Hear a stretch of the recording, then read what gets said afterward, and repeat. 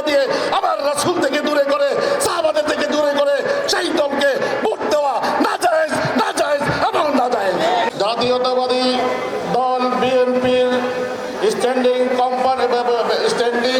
কমিটির সম্মানিত এবং অন্যতম সদস্য জনাব সালাউদ্দিন আহমদ, উপস্থিত বিএনপির জাতীয় নেতৃবৃন্দ এবং জমিয়তুল উলামা ইসলামের জাতীয় নেতৃবৃন্দ এবং মুআজ্জাজ উলামায়ে কেরাম ও সুধীবৃন্দ, 1 মিনিটে বক্তব্য শেষ করব।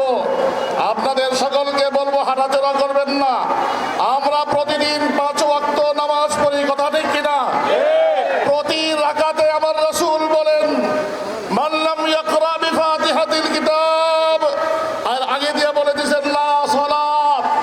যে ব্যক্তি সূরা ফাতিহা পড়বে না তার নামাজ হবে না। সূরা ফাতিহার মূল প্রতিপাদ্য হলো ইহদিনাস সিরাতাল মুস্তাকিম সিরাতাল লাযিনা আন'আমতা আলাইহিম। সাহাবায়ে কেরামকে যে ঈমান দিয়েছেন, হে আল্লাহ সাহাবাদেরকে যে হেদায়েত দিয়েছেন, সেই হেদায়েত আমাদের প্রত্যেককে দান করেন। এর অর্থই হলো যেই হেদায়েত, যেই ঈমান, যেই ইসলাম আমার সাহাবাদের সাথে মিলে, সাহাবার ঈমানের সাথে মিলে সেই ইসলাম সহি। আর যেই ঈমান সাহাবাদের সাথে মিলে না, সেই ইসলাম, সেই ঈমান মোটেও সহি না, ঠিক কিনা?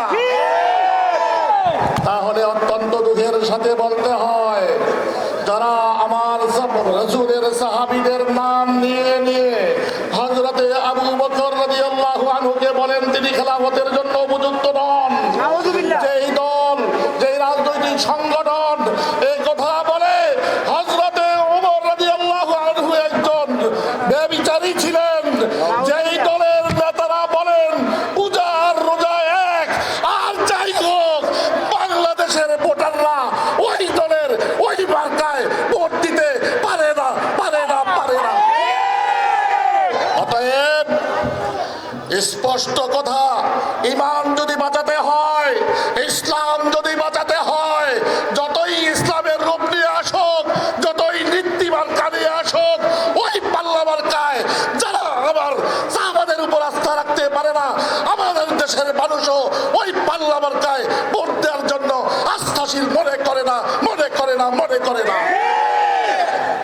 সাবধান হতে হবে, নিজের আখিরাতও বাঁচাতে হবে, দুনিয়াও বাঁচাতে হবে, ভোট দিতে হবে। একজন মানুষ হতে পারে প্যান্ট পরে, শার্ট পরে, কিন্তু তার আকীদা সহিহ, রাসূলকে ভালোবাসে, রাসূলের সাহাবীকে ভালোবাসে। আমি সেই দলকে 1000 বার প্রাধান্য দেব যারা দাড়ি টুপি রেখেও মানুষকে ধোঁকা দেয়, মানুষকে ধোঁকা দিয়ে আমার রাসূল